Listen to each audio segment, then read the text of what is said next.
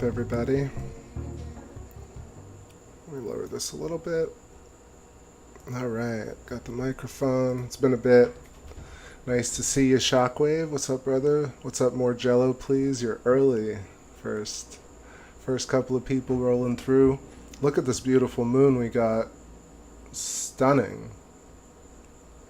So, I'm a little sleepy, but we're gonna do this damn show.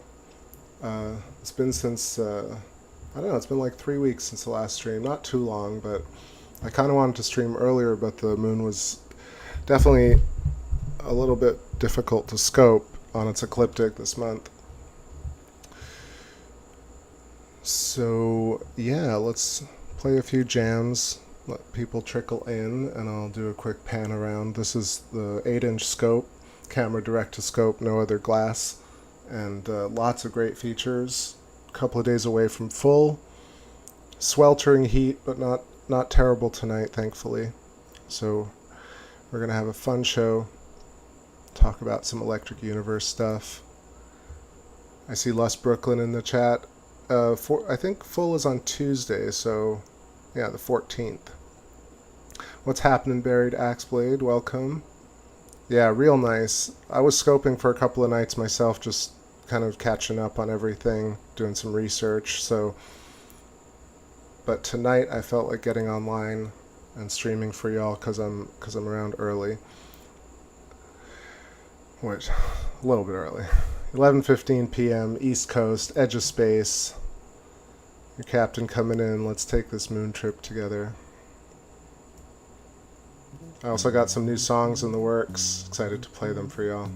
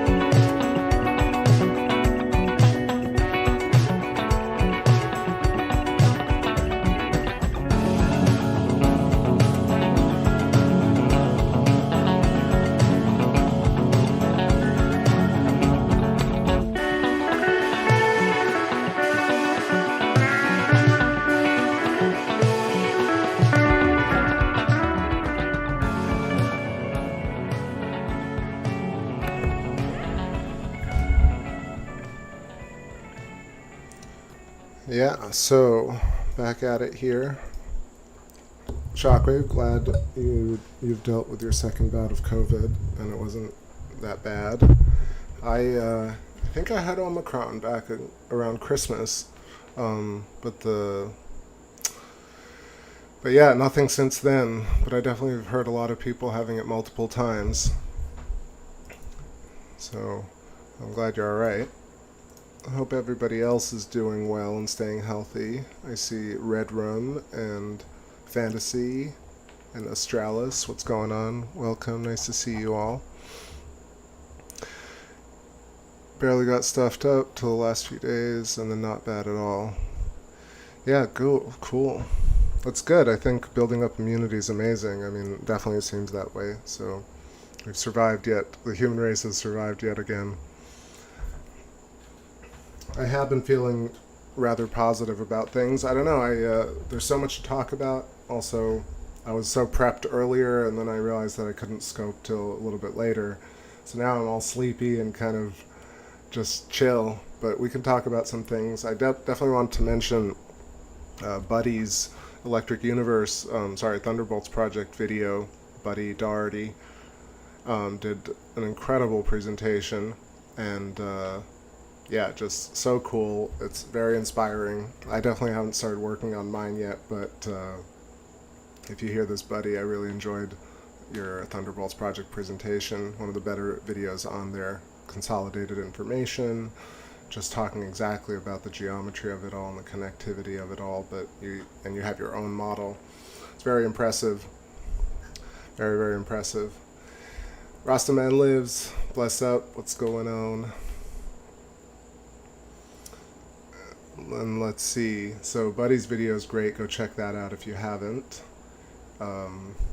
What else did I caught up on like popular science news today. I looked up all the news about the moon and the space missions, and it's interesting, you know, like a lot of time has passed since I started this channel, and I was very skeptical, and I'm still very skeptical of the popular space narrative. But definitely has stepped up in terms of, you know, the Artemis missions, the Viper mission, all these different things going to the moon, Mars, and Europa. It looks very impressive. It's hard to kind of deny the work put into the presentations all about it. And I did find a lot of reference to these new ionic plasma engines. I think they're called the Hall effect. But essentially, really, electric plasma engines are definitely the way we should be, you know, going into space and traveling through space. And they have been using them for years, and apparently, you know, it's just not one of these things that is talked about very regularly in popular science shows, if at all.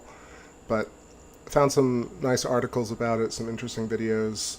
So I have some hope. I've reserved a very skeptical hope for the future of the space program, and hopefully we will get to the moon and get some amazing footage. And yeah, it would be great to just move away from the old kind of narrative of Apollo and forge a new space race in our lifetime. So I'm hopeful about that. Shockwave Buddy is going to hold an expo in Detroit. He's calling it the Electromagnetic World Expo, Electrofuturism. I think it's amazing. Like, like I said, I'm very inspired and impressed. And I do want to do this thing, this grand unified theory of all things electric universe, and from the context of astronomy. Something similar, but bringing in the human biofield consciousness, bringing in Alan Watts and Hinduism and Buddhism, bringing in Halton ARP and redshift, and there are so many different topics I realize that all need to be strung together in one concise presentation. And even though there are a lot of people doing it, I feel like there is room, or at least there's a lot more than room. There's almost a need for this to be put together in a way that addresses some of these larger topics. In the last few videos I did, streams I did, I was talking about Dan Winter and the whole idea of me re-exploring the idea of the UFO phenomenon and extraterrestrials, and taking that seriously in terms of how this technology exists, and if the Galactic Federation exists and these alien races exist, and the whole narrative that exists on YouTube and public record. So it's been very interesting to consider that and allow it to kind of percolate without judging it too harshly, even though it is very interesting to see the rise of discussion about plasma and field, basically quantum field phenomenon, and bridging the gap is starting to finally take over on YouTube in a weird way. Even as cynical as I am, I have to admit that there is a lot more of it. Timberfall, what's going on? You ever see unusual things flying around when I'm looking at the moon? The answer to that resides in a video that I made. Don't know if you've seen it, but if you go to my best of video, I can find that for you. I know I'm speaking so slowly tonight. It's just like I can feel it. I'm dragging through the plasma, but I'm going to find this best of video and link it. These are definitely the coolest things I've captured. Definitely, there were other things, but this should suffice. Copy this link and paste it for you, Timberfall.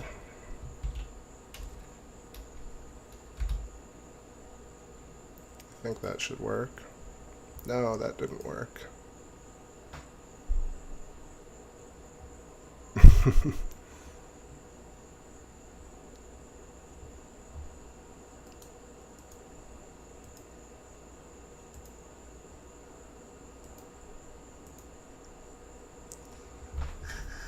I guess that didn't work correctly.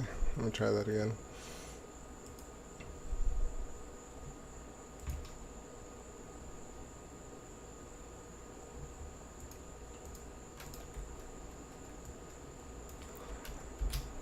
What else is going on, everybody? Let me know what you're thinking while I find this clip.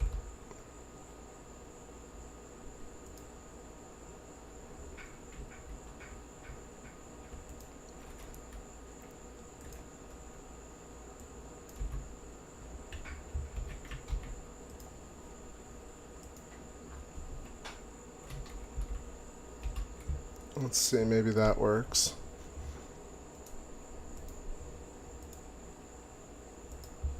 So weird.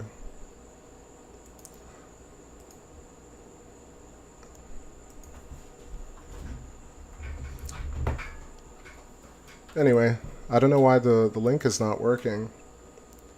If you check in my playlist, you'll see the best of, and you can click on that. Says, okay, cool, thanks. I've seen a lot of Crow 777 footage, and he's caught a lot of crazy things. Chris Kelly, what's going on? Nice to see you. Yeah, so captured a lot of different things. Captured the ISS, Hubble, definitely some satellites, but there were a lot of interesting craft that passed through that looked like things that I couldn't really figure out. Sorry, I got a little flustered there because I hate when things break. But when you play your music, is that you sing and stuff? Yep, all of the music is mine, and yep. Just to get around all the copyright issues, that was the whole inspiration for doing the music on this channel. And then it made a lot of sense to keep going with it, and now I'm really hooked on writing this type of stuff. Alright. So what I did also want to talk about is all the cool features on the moon, as well as there was a video, I think it was on Thunderbolts Project, where they talked about electric scarification. Or was it... It might have been actually See the Pattern. It might have been Gareth talking about electric scarification of the moon, and there were a lot of really positive comments about it. So I find that exciting and interesting. That's what I was talking about earlier, how I was more and more hopeful that we are finally addressing plasma and electricity in a real way. Trying to consider how it was 7-10 years ago when really no one was talking about it. What was that? That was like probably a very close bird. So funny. So, kind of brownish tonight. Yesterday the colors were popping a bit more. But Sea of Serenity, Sea of Tranquility, Mare Imbrium, that's the main feature up here at the top, northern part of the moon. Sinus Iridum looking amazing. Aristarchus is one of the best viewings of Aristarchus, Copernicus, and Kepler. I kind of want to do a zoomed in shot here of Aristarchus before, I was going to say before it gets late, but we got a lot of time with the moon tonight. Gareth did that one, right, Shockwave? Look, I mean, at least he's showing exactly the type of stuff that I've been talking about, where, you know, you have these giant celestial arcing bolts right here, like imagine it burning a hole right where Copernicus is and kind of leaving its mark. It looks, you know, that's what it looks like. But not just that, the fact that we're, you know, the whole moon is surrounded by these electrical filaments, and that's how it's held in space in a way, and that's how it moves. And it's also, you know, it's along another Birkeland filament and along a whole current.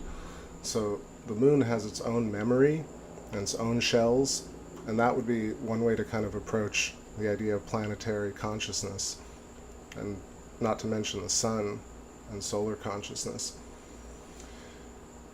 But that being said, you also have this beautiful nested hexagonal patterning on the surface of the moon between Sea of Serenity, Sea of Tranquility, side-by-side pentagon, hexagon, Mare Imbrium, larger hexagon against a smaller pentagon. And I love the way the whole tie-in between Dan Winter, forget, you know, besides all the UFO stuff, Dan Winter talking about the idea of implosion theory and neg entropy and how the world really is these collapsed, essentially like a laser interferometry, where we're sending out signals into the field, and the field is longitudinal waves, and we send transverse waves, and these foci that we create are the reality that we perceive. You know, and we have these foci that appear in our field, and we ourselves are foci of other things. And so this interaction between creation, like neg-entropic creation of implosion foci, is the moving reality. It's fascinating if you know, where like you need somebody to kind of listen to Dan Winter and turn it into a much more simplified, more digestible diagram. Like his stuff is so simple yet really, really complicated when you try and grasp it all at once, and he's going 100 miles an hour.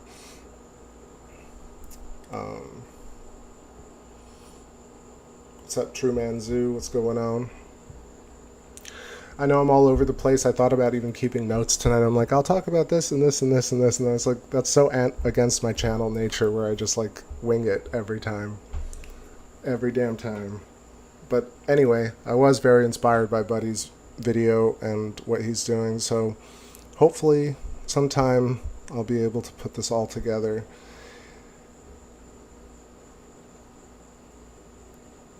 I feel like I just have to write an outline first, kind of figure out what I'm really even trying to say, but it's all really just that it's one thing, and oneness is really difficult to simplify, so it's going to end up being all these different parts. Anyway, thinking out loud here. Yeah, Dan Winter, I mean, like, think what you will of that man. It always makes me laugh because, people like Ken Wheeler and Eric Dollard and just all the characters that exist in this theater of scientific, just the scientific field, essentially. You just watch these people and they distort and twist, and they're all plasma knots creating these different field aberrations that I'm interpreting and kind of re-assimilating their field mechanics. Like Ken Wheeler is not watching Dan Winter, and Dan Winter is certainly not watching Thunderbolts Project. They're just not doing it. It's so funny. We have so many people on Earth, but yet really nobody's actually doing that. Timberfall says, what causes the lunar wave? So I did a few shows a couple of years ago explaining what I really think it is, and I have a playlist that shows a reasonable theory on what happens. So the playlist has about 10 different lunar waves, some of mine, and a lot of the other ones that were caught by Chris Parker and Thrive and Survive. I forget, just there were a bunch of people who caught it.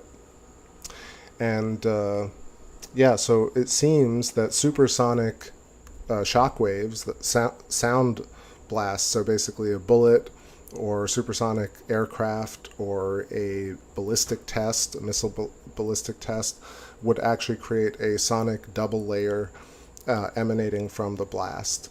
And these double layers look exactly like what crosses the frame when you see a lunar wave. Or I actually have footage of a Jupiter wave and a Saturn wave, and there's also a Jupiter wave from Ireland from a completely different source. So it's definitely a thing that happens, and it's not airplane turbulence. But it does make sense if if there are missile ballistic tests, if there are micrometeorites, if there are supersonic aircraft creating shock waves, that would actually create what we see. Speaking of shockwave. Yeah, Crow was first with that, for sure. I remember seeing it originally, and then it was such a big deal when we caught the first one.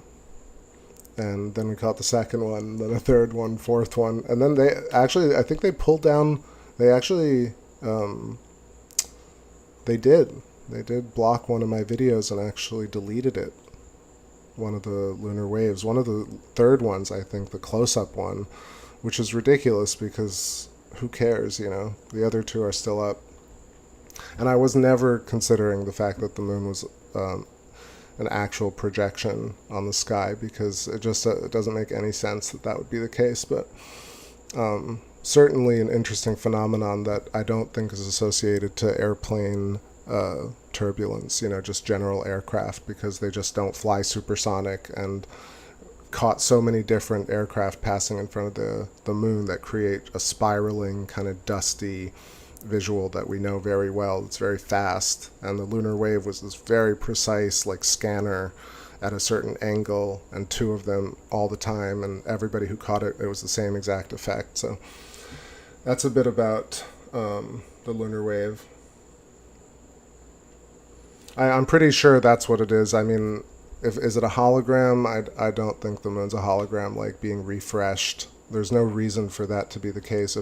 I always think about these things where it's both extremely advanced and also extremely primitive. If you could project the moon, you wouldn't have this glitchy thing happen. It's I think the person who I don't know if you'll watch Cinema Sins or Everything Wrong With, he points out this thing in all these movies where he's like, would you really be in the future and have a holographic projection that was all glitchy and messed up, or would you have a super clear one? It's so stupid that we consider that futuristic as all glitchy, and it's just such an ego-driven visual thing.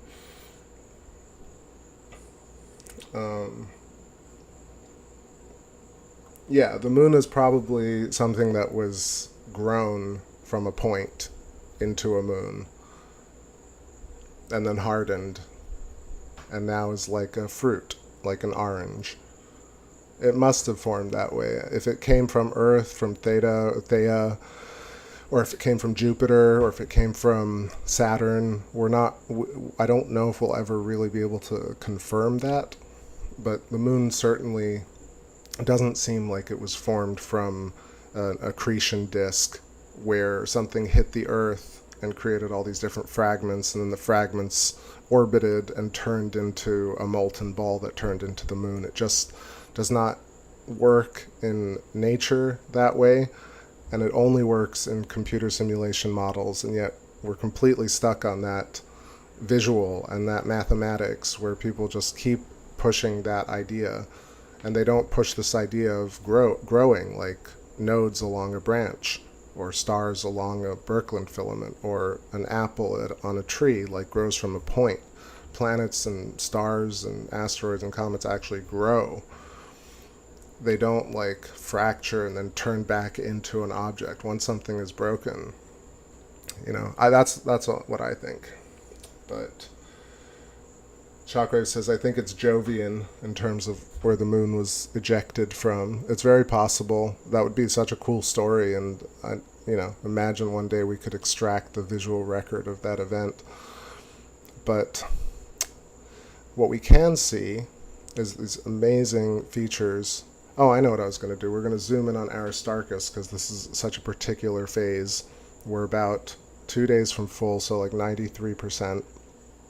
And Aristarchus is at a perfect angle to see not only the plateau, but Schroeder's Valley, Aristarchus crater, and all the nice filamentary action coming out of it. So let's put on a tune here, and I will zoom in for a little bit.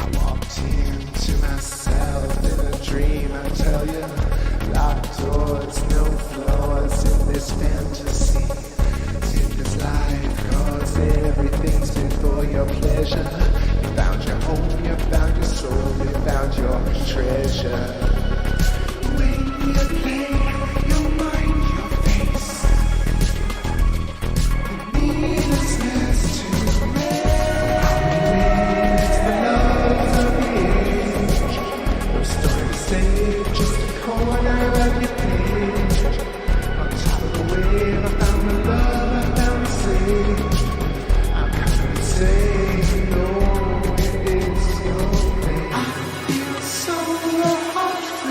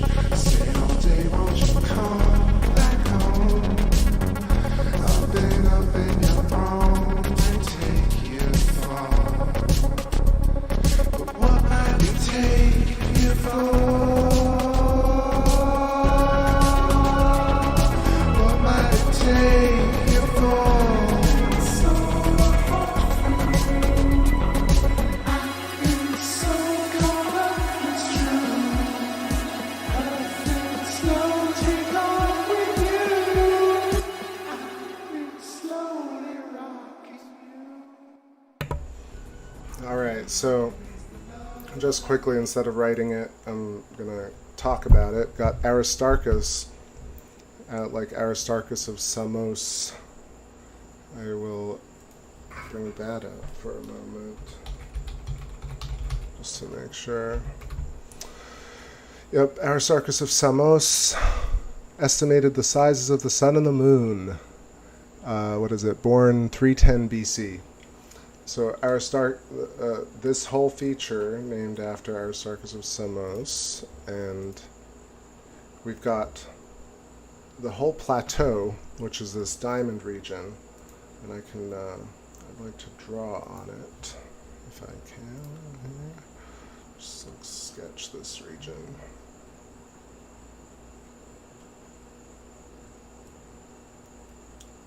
So this is Aristarchus Plateau. That's not right. Let me fix this.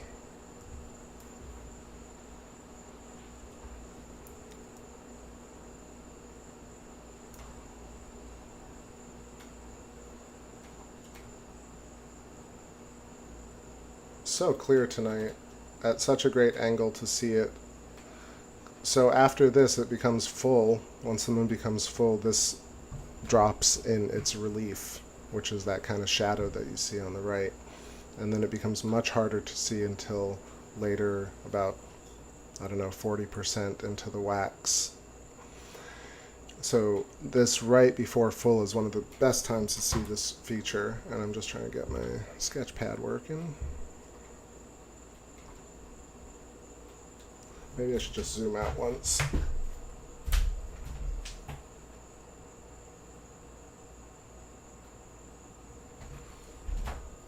That'll make it a bit easier to talk about. Alright, so Aristarchus Plateau, very clear diamond shape. You've got Aristarchus Crater, not very clear, but definitely octagonal or dodecahedral, like almost all craters, or rather all craters on the moon being more strict platonics than actually circular. But let's recenter this. It's really finicky when you want it. Just 1 second here. Alright, so Aristarchus, and really nice that we can see inside it a little bit. You can see these kind of segmented walls that even outline the geometry of it. The reason we have hexagons is because things start as spheres, and spheres, as they expand, ultimately find a boundary layer, and that boundary layer actually creates walls, and walls ends up creating platonic geometry between shapes. That's why honeycombs, molecules, an endless number of things, including all life, considering if you just draw this, you find most faces where eyeballs are, and butterflies be. But my drift is kind of off tonight, but I just want to show one more feature here, this Schroeder's Valley, or Vallis Scroteri, if you want to be all Latin about it, or is it Greek? Here we go. This they call a sinuous rill, R-I-L-L-E. You can kind of see that it reminds us of a sperm. It also does this thing where it doesn't have an obvious mouth. It almost is disconnected. And so these features on the moon, the sinuous rills, in popular science are kind of one of these interesting things that I don't want to say I'm skeptical about. I want to say that there might be other ways of explaining these features. So right now, these features, these sinuous rills, this one in particular, Schroeder's Valley, is said to have been created by volcanism.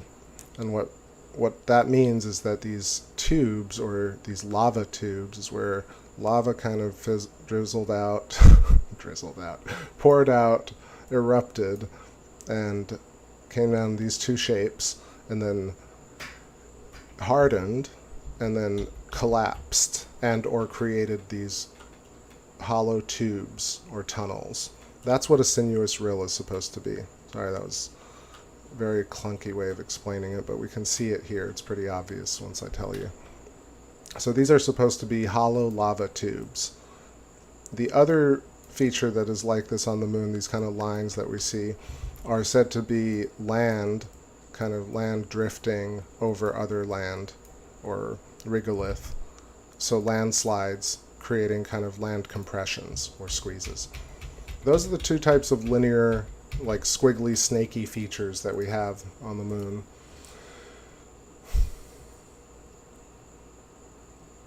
Hexagonal impact, right? Okay, sorry, I'm just getting back here. Looks more like a fallopian tube and birth canal. Well, the reason we see these shapes recursively is because, you know, the human body is grown along filaments, these electrical filaments, and there are nodes and there are lines, like rarefaction and compression.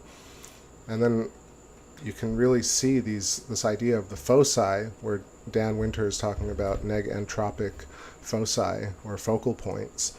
And you realize that our whole existence is these implosion or interference patterns of our system, our plasma organism, sending out pulses into the field and interacting with the field, therefore co-creating reality with the field, and then imprinting the previous moment of reality into the field, and therefore using it as its, you know, our, what they call the bicameral mind.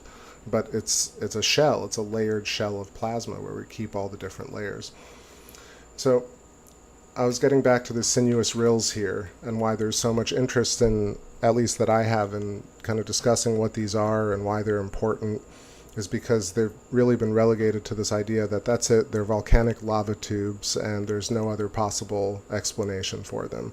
And the simple thing here is that these could possibly be electrical scarification, where an electric lightning bolt, and they're oversimplified, but an electric bolt was between two planets, between the moon and an asteroid or a comet, the moon and Earth, the moon and Jupiter.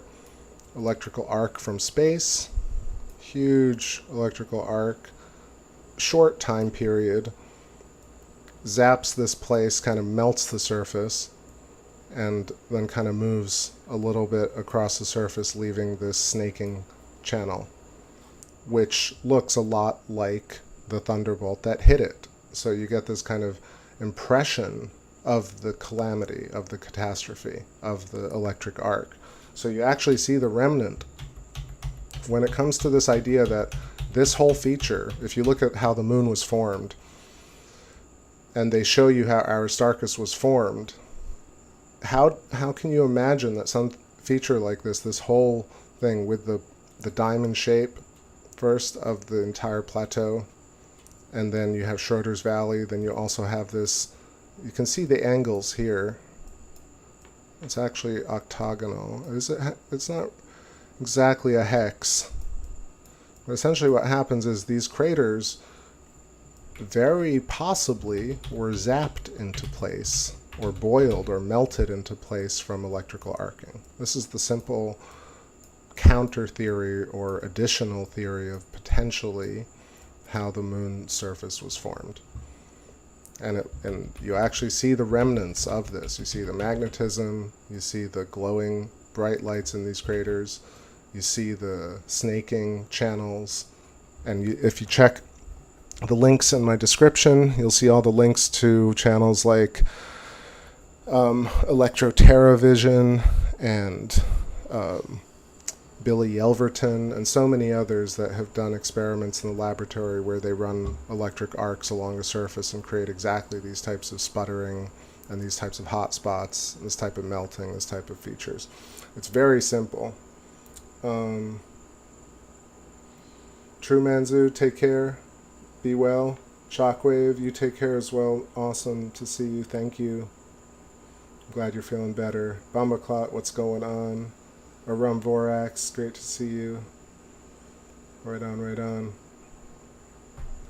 Yeah, so that was a a simple way of explaining just one counter theory about why it's important to study lunar geology and to question potential popular theory about these features, because it's quite simply that, like, there are really no other possible, that's not what I mean. There are no other presented solutions for these things besides volcanic lava tubes or something else. The something else could be these electric lightning bolts, and in my opinion they definitely are, but I will say maybe I could be wrong, but it makes a lot more sense that that's what happened. That's why electricity produces geometry that is sharp, and it doesn't it creates these craters that are like bubbles, and bubbles create resistance when they hit the sides, and that's how you get hexagons. And that's why all these craters are hexagonal, and why you see so much sputtering on the surface of the moon versus what I imagine you'd see with a giant impact is devastation, but we see organization. Moving over here to Copernicus for a moment.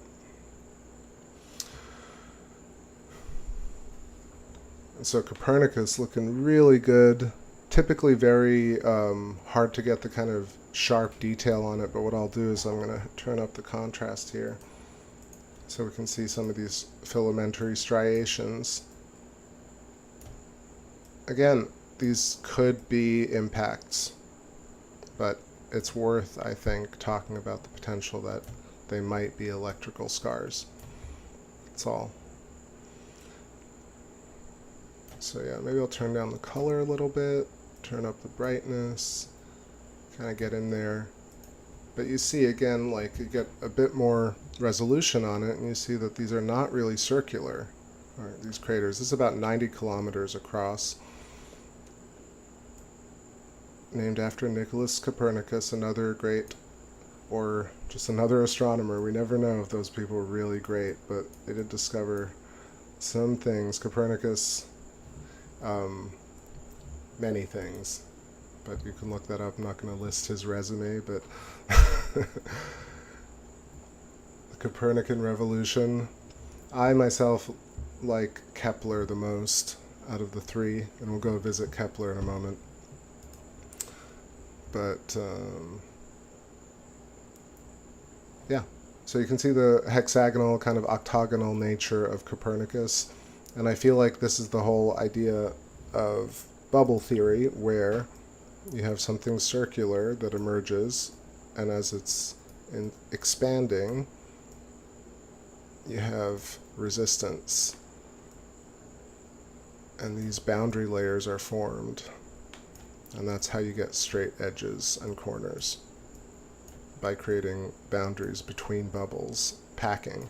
So things start circular or spherical, and they end up becoming crunched together because our universe packs tightly without really touching, just like magnets do.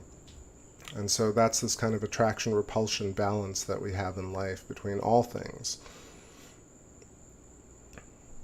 It is recursive throughout all experience, language, space, geometry, shapes, etc.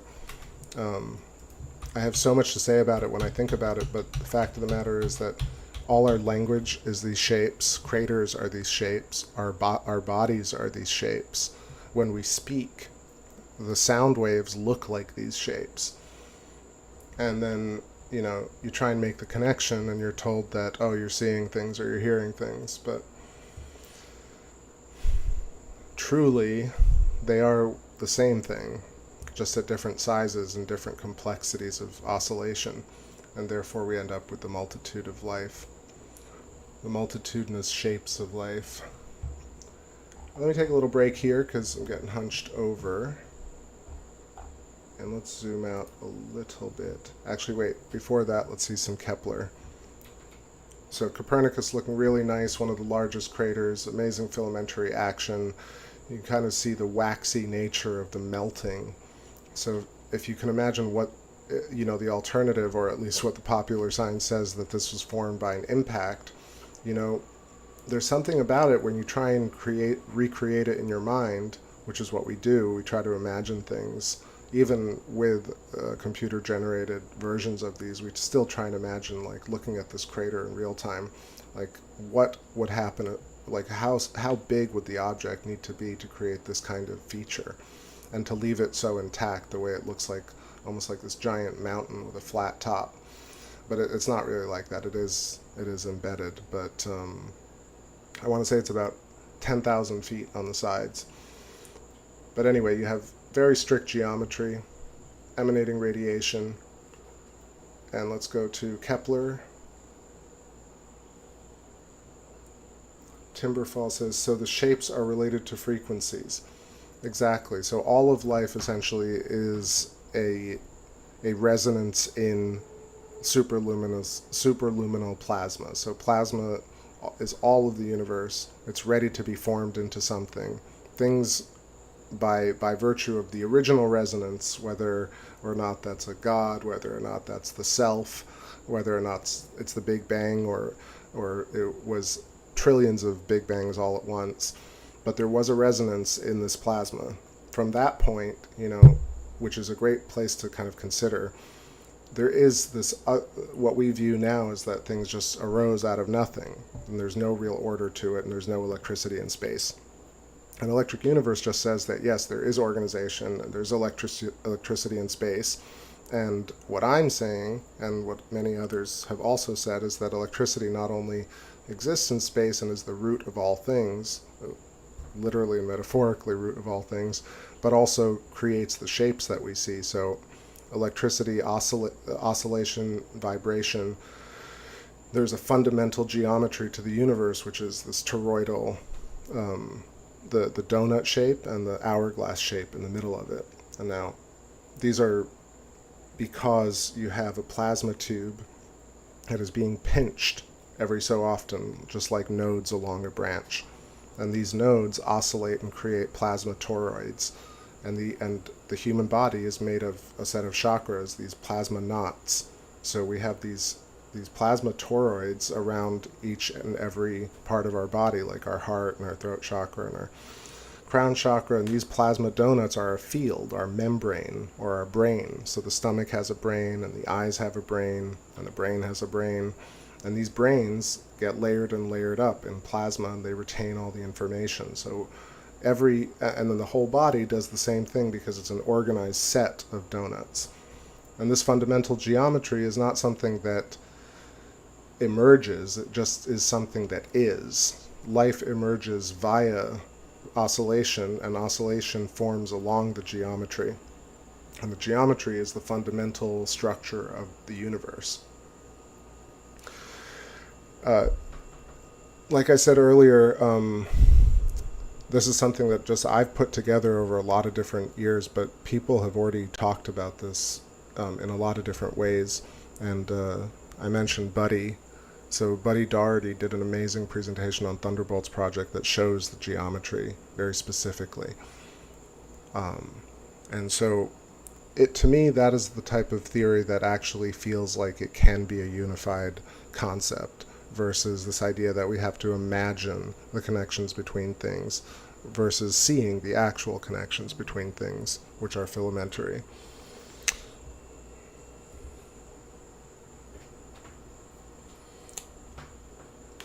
So Timberfall says, do you think the universe had always existed and is forever expanding? It's an interesting question. I think about that a lot, but it's definitely one of those things that is impossible to truly answer. So I think I'll say that personally, it would make sense that the universe was always around, has always existed. And I only say that because I can't conceive, even if I wanted to, of a universe with no consciousness. So consciousness, by virtue of existing at all, means that the universe had to exist pre-consciousness, or the universe itself is consciousness.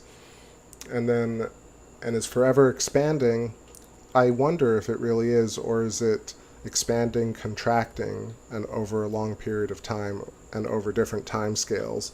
And so it's actually pulsing more so than expanding. Because expanding is only we only understand expanding in relation to contracting. And that in and of itself proves that it's the same thing. So up or down is actually one. And same thing with expanding and contracting. So I think maybe we just experience things as expanding, but to say that it is actually expanding fundamentally, I'm not exactly sure. Maybe it's, maybe it oscillates. Maybe it expands and then it contracts. So maybe we're just experiencing one part of the expansion.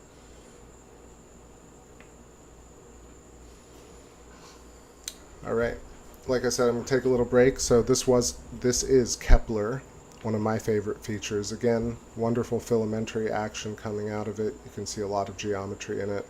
Much smaller crater here, about 40 kilometers across.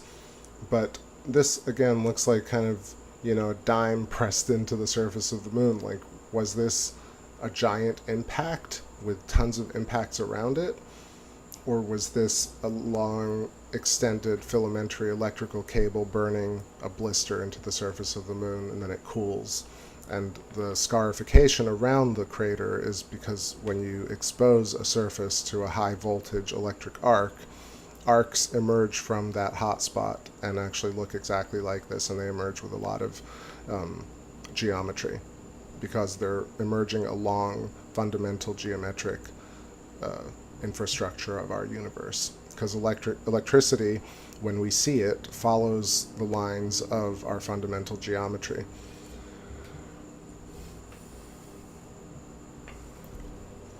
Arumvorak says, I wonder if the conscious universe dreams.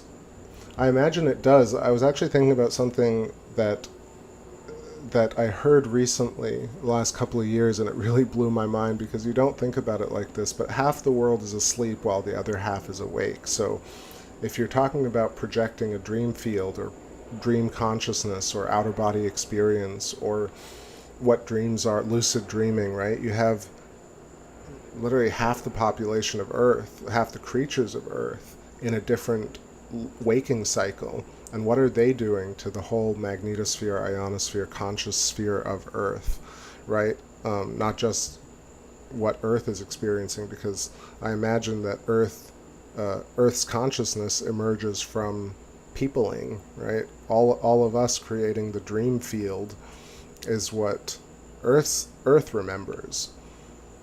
It's really fascinating. More than half. So yeah, so we walk around awake, what we think is awake, and we think, oh, people have to wake up.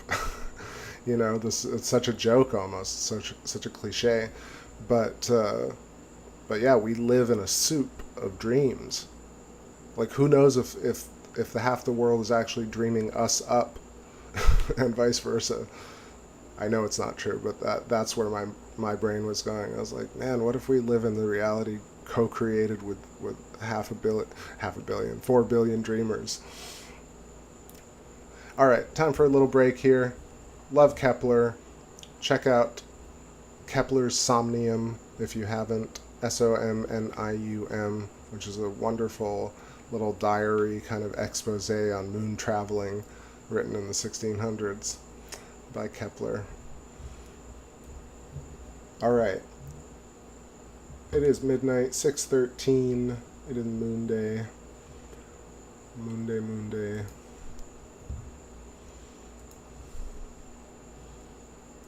So here's a brand new song, which is a day or two old, and it's an instrumental, and it's not finished, but I'm going to play it.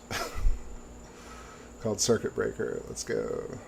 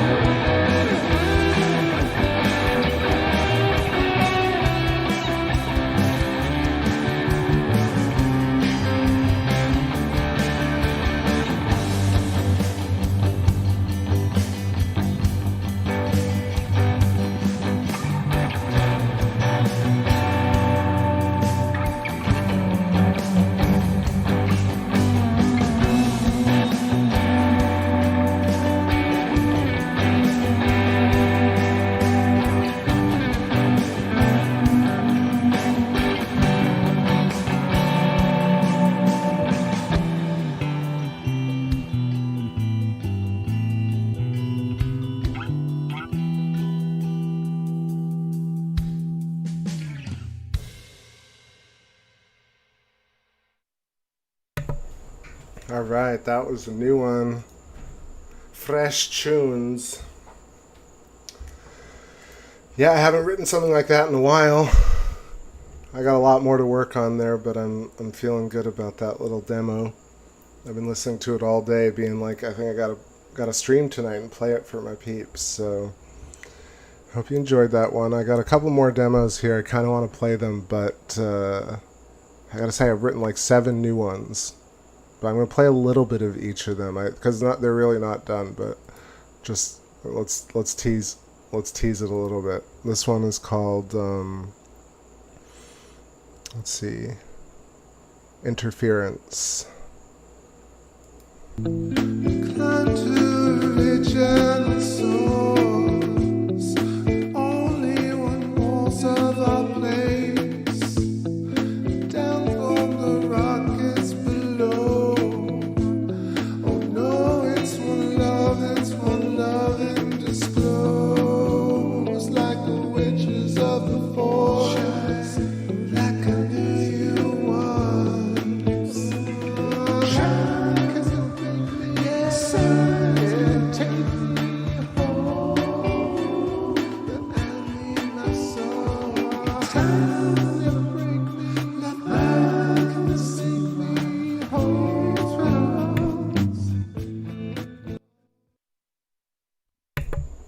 Alright, that was another one. That one's in process. Interference. Let's see what else I got here. What about...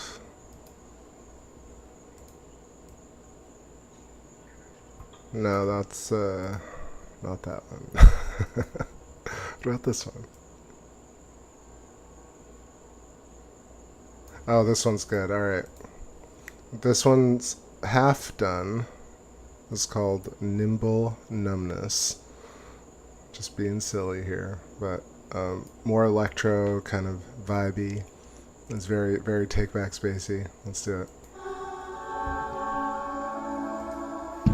From a long and weird distance, lines traveling away from me. Now we decide on this new mission. Count our stars on through the trees. Ooh, like breeze upon the water. Ooh, dark breeze upon the water. And we all stand there, oh, like we're bound to another heart swan wind. So let's make peace with each other. Bring this rain in, find us, find your light. Bring us to bring them to the side. I used to dream them from inside. I used to bring love for our life. Like breeze upon the water.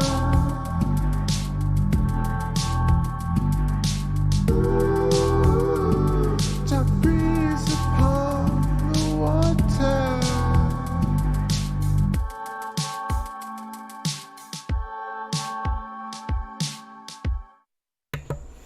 All right. That just, I kind of want to keep going with that one. That last bit needs some mixing, but pretty happy with that.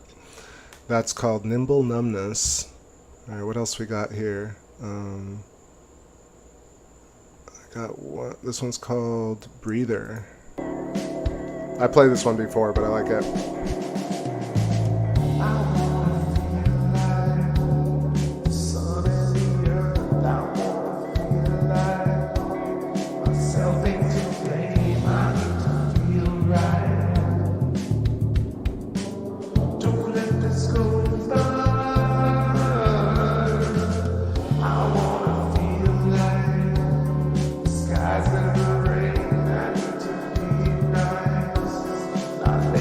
Share.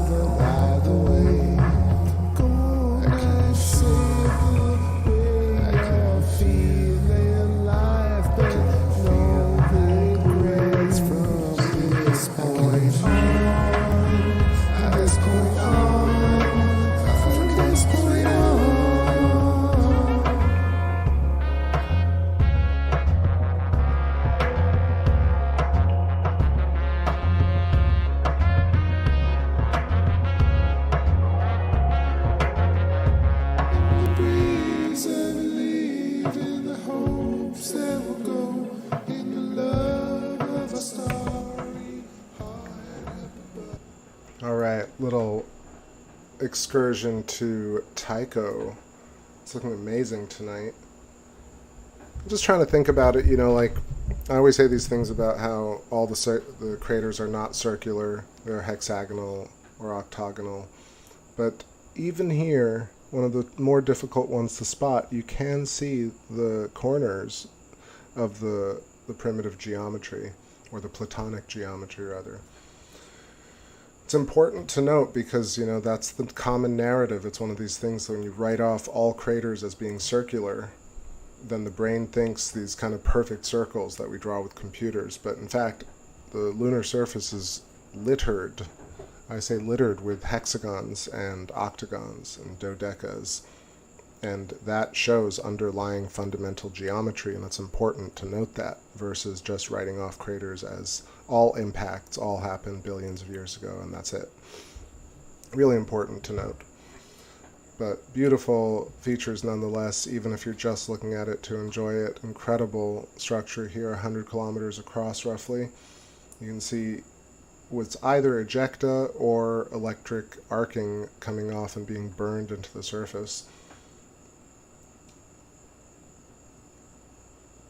You know, again, if you imagine what this might look like in a laboratory, you should be able to create the same sort of effect. And when you type in, you know, ballistic tests or crater formation in a laboratory, it doesn't really end up looking like this. But when you do electric scarification, you know, arc discharge across the surface in a laboratory, it does look like this. Just saying. Let's just go up and check out this very interesting feature that I've always pointed out. Top left corner of Tycho crater, you see these two kind of rays going out to the top left, and they almost look like they're related somehow, these two filaments. I have the contrast turned way up so you can see this nicely, but still just such a cool, interesting feature here that makes it seem like something more than just an impact. But we don't get to talk about this very much because there is almost no public discussion or video about these two linear features emanating off of Tycho. Close up, it looks like it could be not related, but when you zoom out just one level, it's clear that these two filaments kind of have something to do with each other, looking almost like a plasma double layer or a pinched plasma tube. Alien music. Alright, let's do some alien music here. Keep rocking with the tunes.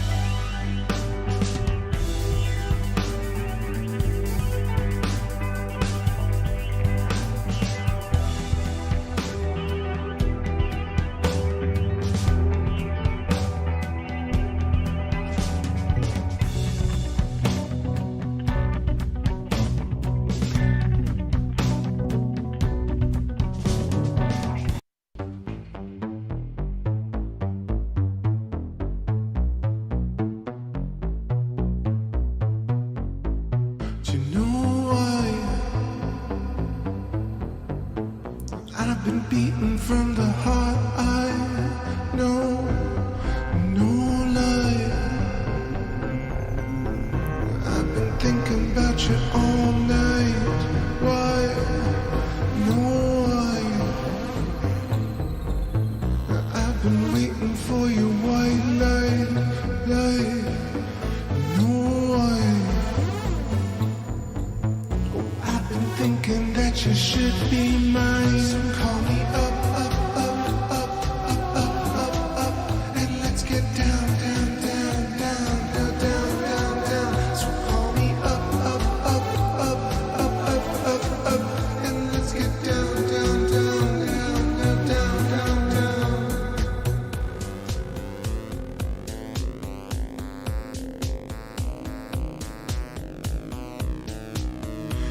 Oh, you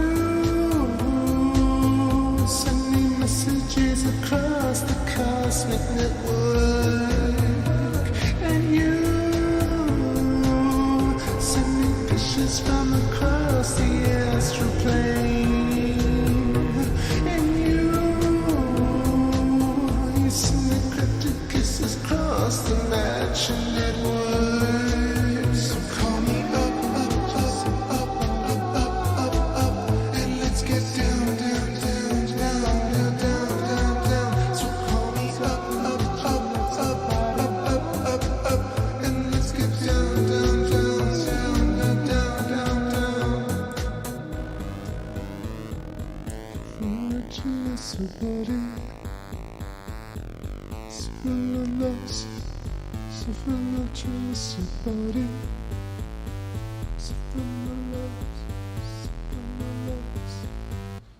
Je t'attends, mon amour, assez cruel, ainsi la même que la même semaine, agitant la éternelle, avec en son billet. Je suis la même que ton avant, l'année chaque jour. Je t'attends, mon amour, avec les mecs sans agrévé. Et c'est Lunar magnétique, c'est l'amour magnétique, c'est mon amour magnifique. Cool running, no warning, you wouldn't, 'cause what be is rooted, whatever it takes. Please, I've been dreaming from the heart, I no lie, been beaten from the heart, eyes, no why, no why, no why. So call me up, up, up, up, up, up, up, up, and let's get down, down, down, down, down, down, down, down. So call me up, up, up, up, up, up, up, up, and let's get down, down, down, down, down, down, down, down.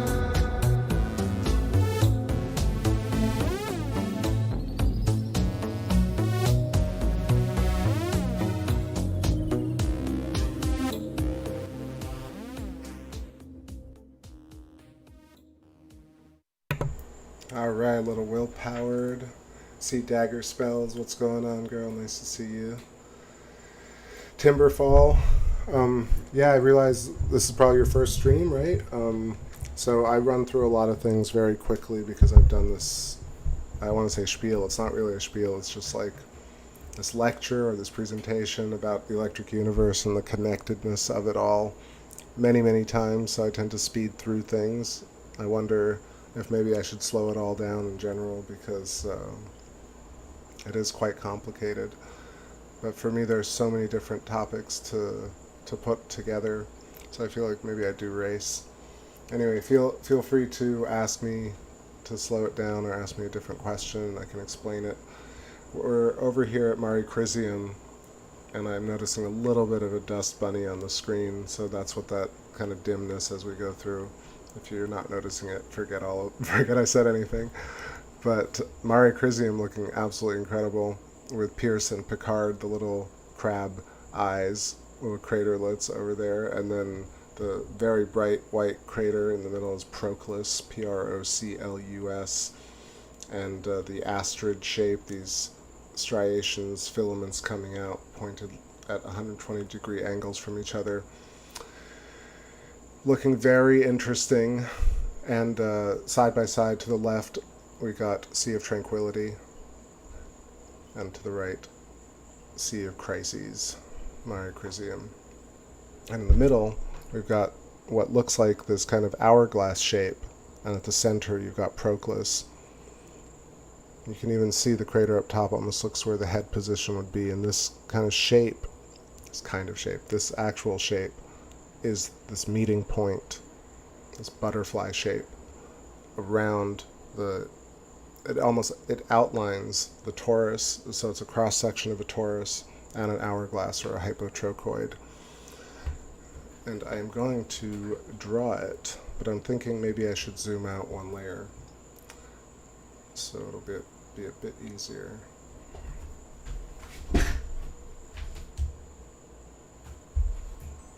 I guess it's worth mentioning since I haven't done this show in a bit.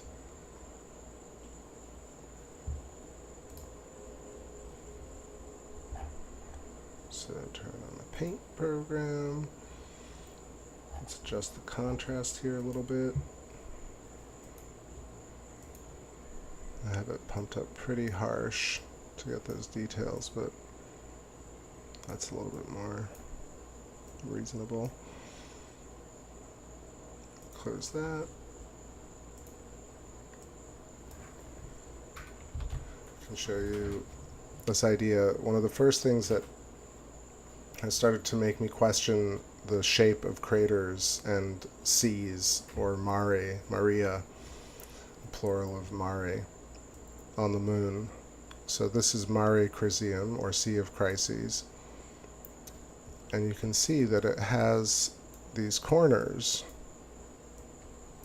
Essentially you have a hexagon shape. That's quite a poor hexagon shape. Let me try and draw that a little more neatly.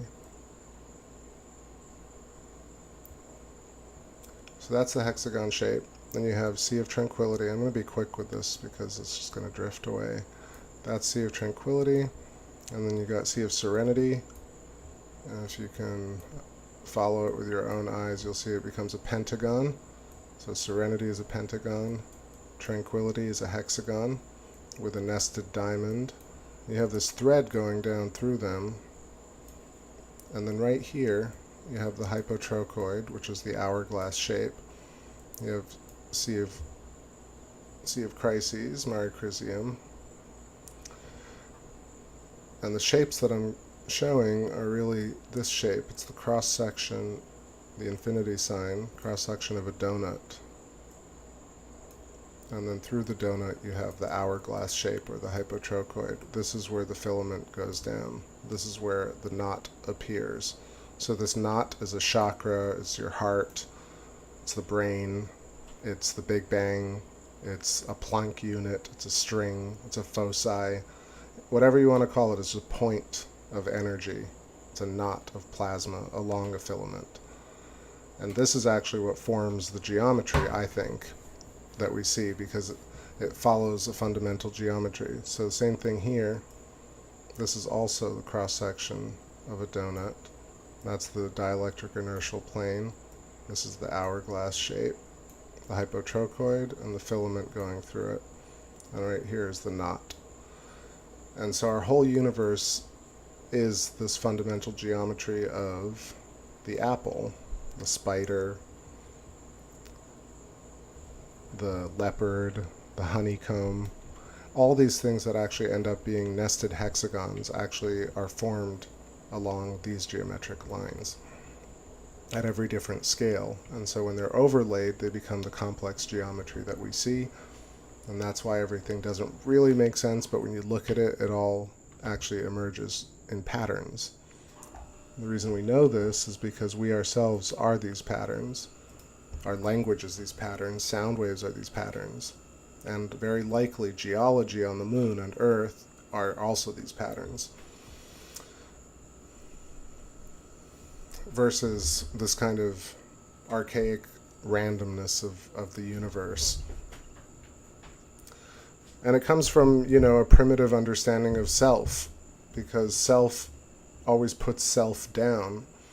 and says, no, the self can never understand the self. But the new science says that maybe we can, in some way, understand the self.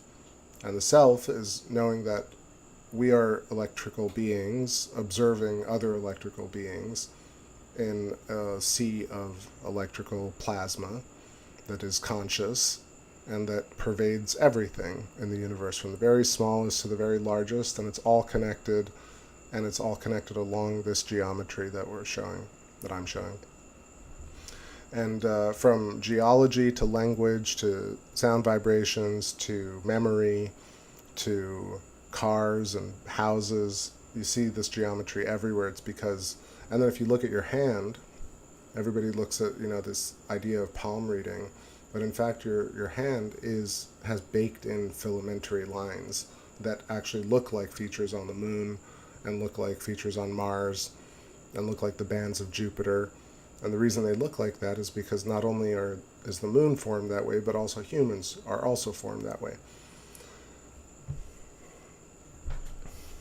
Timberfall asks a great question, says, if and where does the Fibonacci spiral fit into these patterns?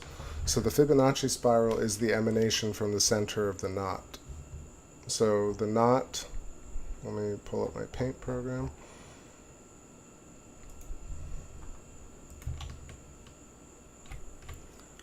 So if we're talking about, let me actually pull up a picture of the apple because it's perfect to draw over. So the apple traces the electrical filament, just like our hair traces electrical filaments, just like when we urinate or when we pee, and when a bullet is fired, we have a Coriolis effect.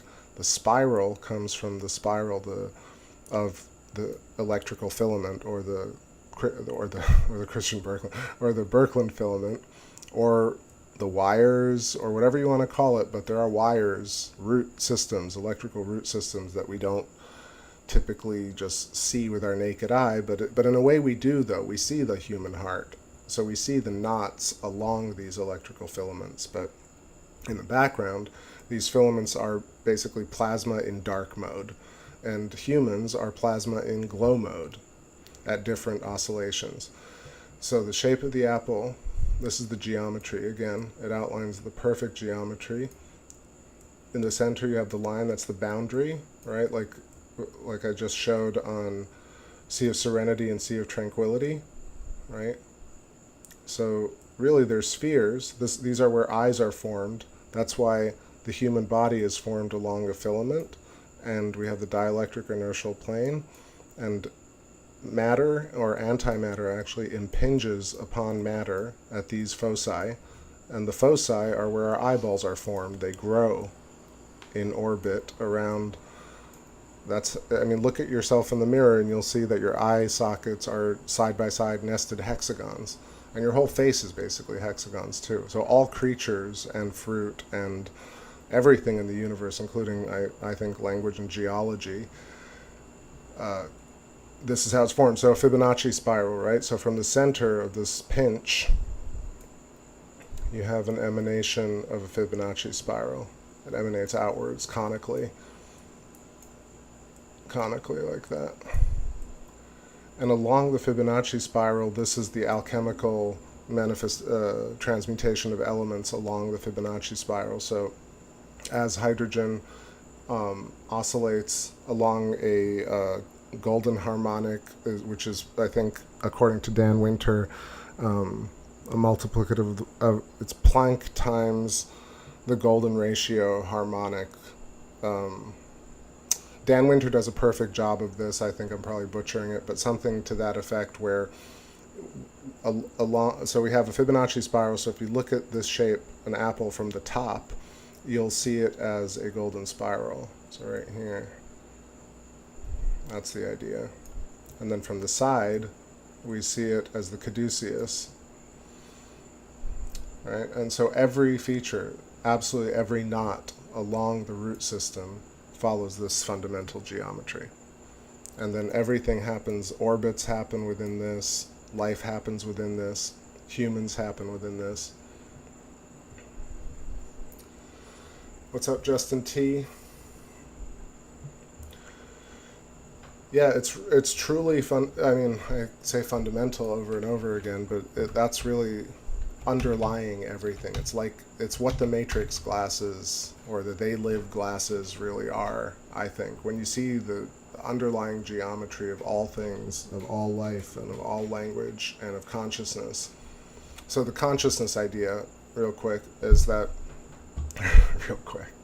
real quick.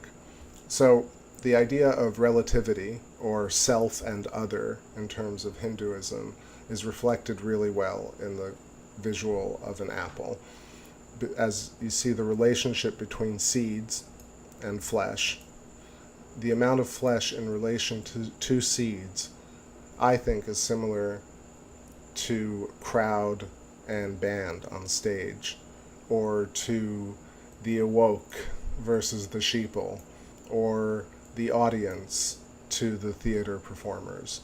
And this relational harmony is also matter to antimatter, dark energy to energy, manifests visually in an apple and in all things.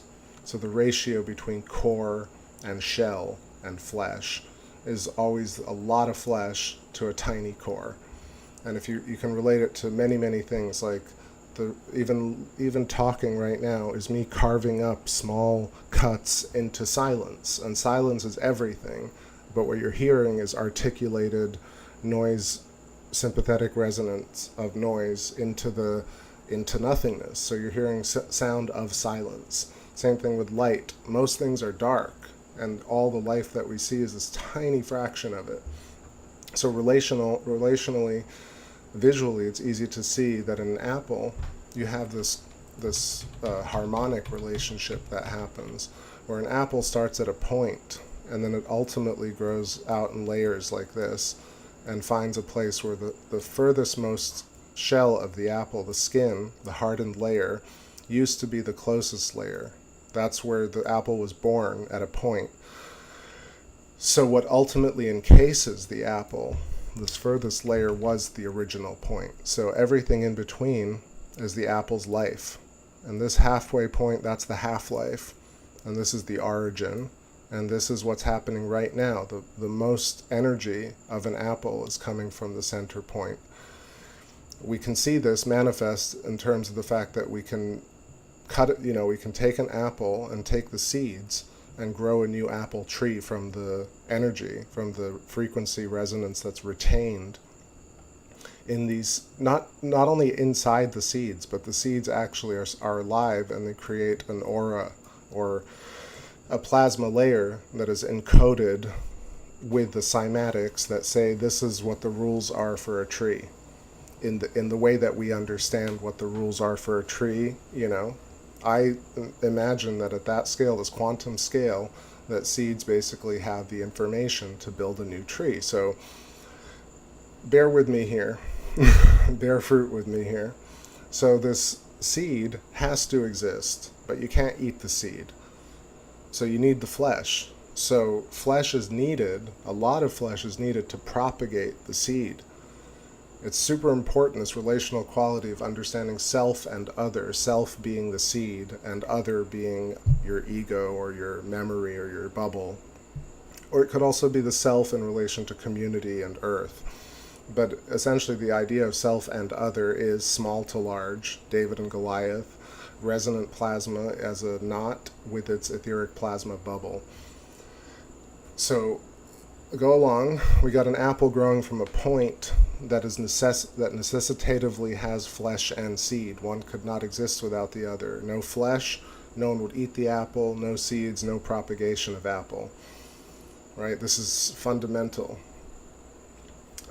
Then it's grown along the geometry that grows people.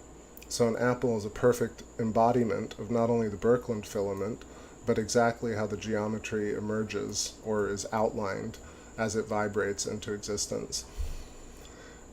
What else can I tell you about it? So also, apples start at a point, end up ripe, so they golden age. They come to a golden age, golden apples, right? We even use the same words. Then they rot, like humans do. We start at a point, we come to our golden age, and then we rot. but hopefully we've lived a delicious life, right? So our core is left, and the core outlines the shape of the plasma tube, right? So the plasma tube, this filament, right, gets shrunken down back into a hypotrochoid. That's your hourglass shape that I was talking about, the pinch. And this bubble, so to speak, pops. That's your life flashing before you.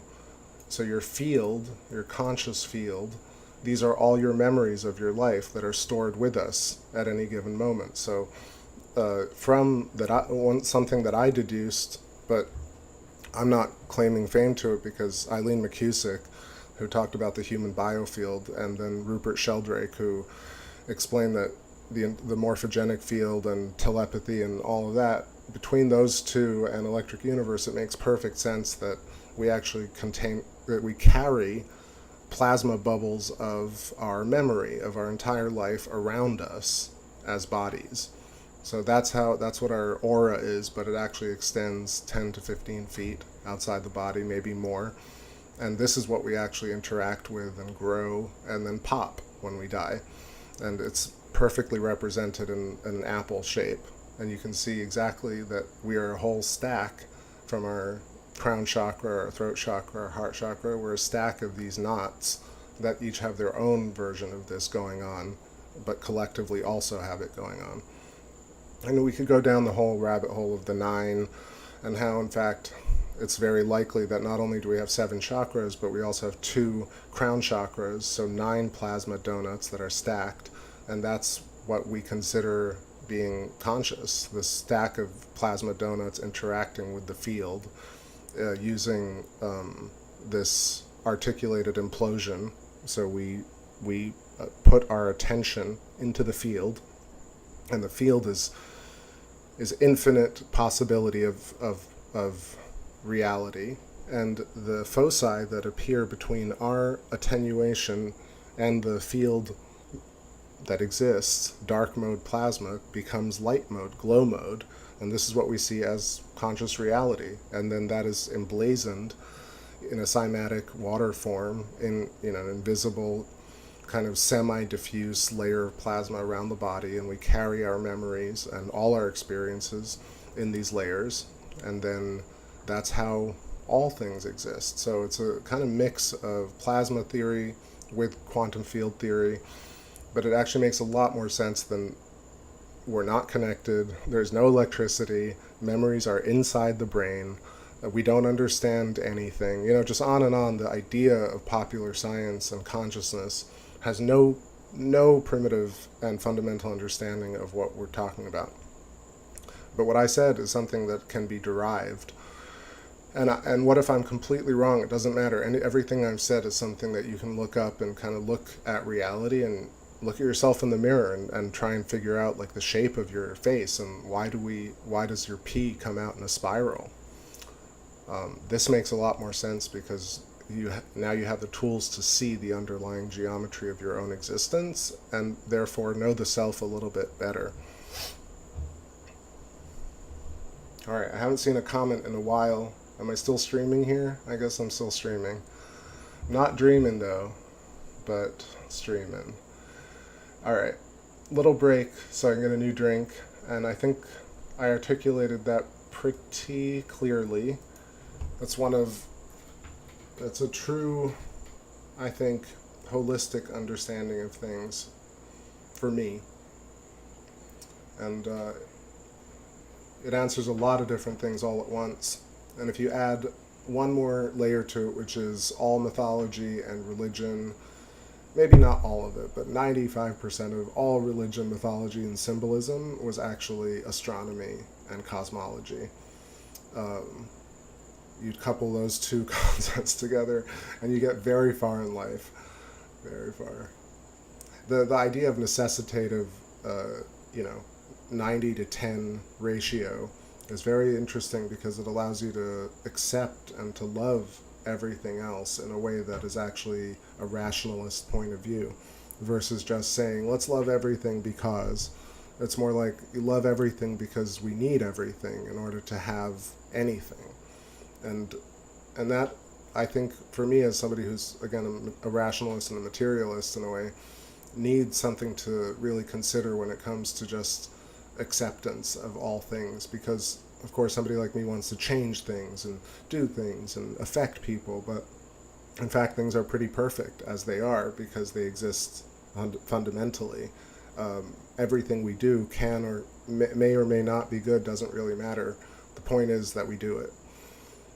So there's a lot of zen in understanding plasma and electric universe cosmology, which is a part which I find very interesting because our contemporary science doesn't allow for any type of spiritual or religious discussion when it comes to science. It's almost laughed at. But I think it's important to really have a unified theory of everything, is to include spirituality and religion and mythology from a fundamental and rational standpoint. Be able to talk about it without, belittling people. Because really, a lot of the religious texts make a lot of sense if you look at it from an astronomical standpoint, and then all of a sudden this debate that whether they were real or not, or who wrote what, doesn't really matter. It starts to matter, like, were there comets? What's the effect of comets on humanity? Did people see people get turned to stone by electrical lightning bolts that petrified people, calcified people? All these events that we think were magic or mythological may have a very valid and rational explanation if we allow some fundamentals to change. So the age of the Earth and historical record and the gatekeeping, for example, of the moon. I'll tell you. Hey Rockstar, what's up? Nice to see you. Just a quick anecdote about the gatekeeping of the moon. So the moon is gatekept in this narrative, which for a lot of years I thought was bad. I thought, oh, they're doing this. No, but the fact is, I didn't have a narrative of my own with the moon. I didn't have my own story. And now that I have a story of my own with the moon, it changes everything. It really does. Like, I look at NASA's stuff and I look at Space Agency, and I can view it without an emotional kind of reaction, because I know that I can connect with like the craziest object imaginable, the moon and the sun, on my own, and show it to people and talk about it and observe and research it, and to my heart's content. And so I think we tend to grow up in this environment where we are told stories of the moon, but very few people actually have spent any real time observing and just sitting with the moon and looking up the features and looking at the sizes and over and over and over. And for me, it's been so rewarding, and I'm still doing it, obviously, but just to be able to forge your own connection with planets and the moon and the stars is just something that we're able to do now, because there's some sort of peace on Earth and technology exists, and it's pretty incredible. It's like not something I take for granted. All right, little break here. Little break and some songs. Let's go back. Go back.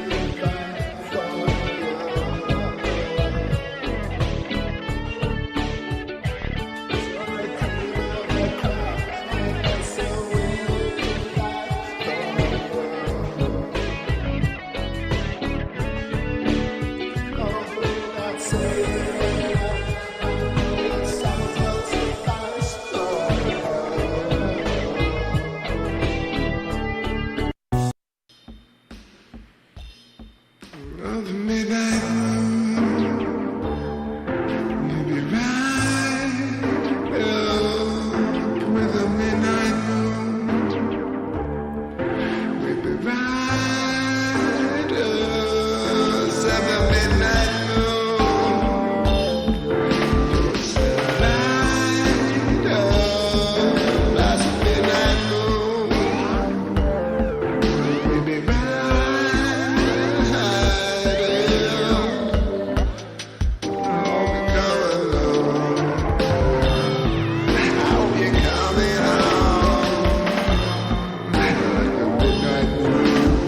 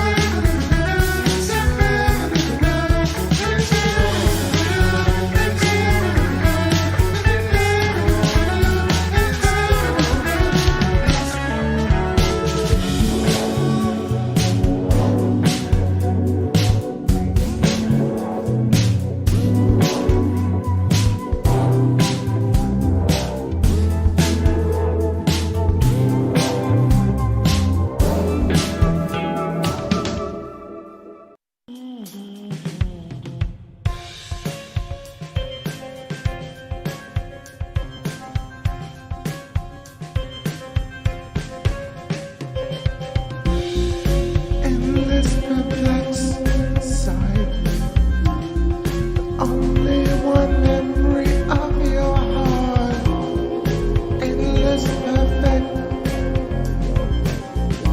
There's only one memory of your star, endless perplex. There's only one thing to do now, just dance, come on. Inside of the web of the fabled mind. Oh baby, just take me. I'm setting our world on fire. Oh baby, just take me. The sun is endlessly perplexed. Losing only endlessly index. So much wonderful, so long that we must leave the sands of time. Sail back all days, say that you let it be. But you know I've been reaching, I know I've been saying. Love back all day, love each and every day. Immersed in your feedback, now sliding your seat back. Endless perplex. Only one memory of your heart, endless perplex. Only one memory of your star, endless perplex. But there's nothing left to do now but dance, come on. Alright, so I think I'm going to wrap it up here, y'all. This beautiful wide shot of the waxing gibbous. Seeing all the features we were zoomed in on together. Aristarchus, Copernicus, Kepler on the left. Plato up at the top. Beautiful shot of Imbrium. And then it's extra crispy at the bottom with Tycho. Even crispier than the top, I think. It's amazing detail. So yeah, I'll be back for the full moon, maybe tomorrow too. I appreciate everybody hanging out, listening to my discussion, my chat, or my monologue about the apple and the plasma. Just practicing, just sharing. Great to see everybody in the chat, and if you're catching this tomorrow, hope you're having a wonderful day. Vorax, Australis, Fantasy Ecstasy, Flat Earth Dude, Timberfall, Dagger Spells, I know Shockwave was here, Bumbaclat, Rastaman, Trueman, Carol, and I think that's everybody. And Red Rum, I see ya. Cool, y'all. Have a wonderful rest of your night. I'll catch you on the next one. I'm going to let this drift off with a couple of tunes and a last smoke. So a few more minutes here. It's too hard not to just let it run a little bit longer. Looking real nice. Oh, and I didn't talk about the planetary alignment, right?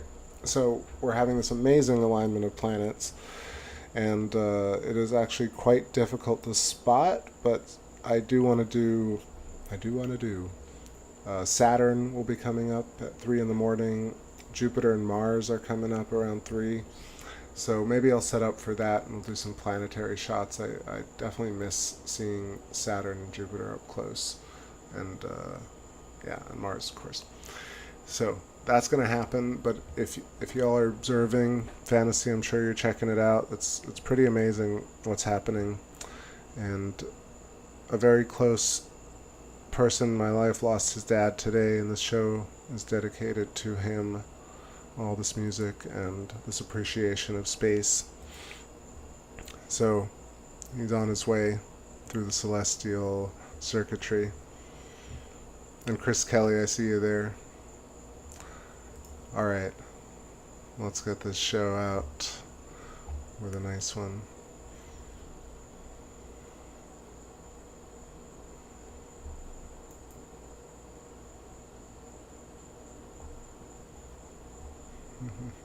What shall it be? I think gotta go to a classic, right? It's gotta be a classic one. Classic light of the moon coming up here.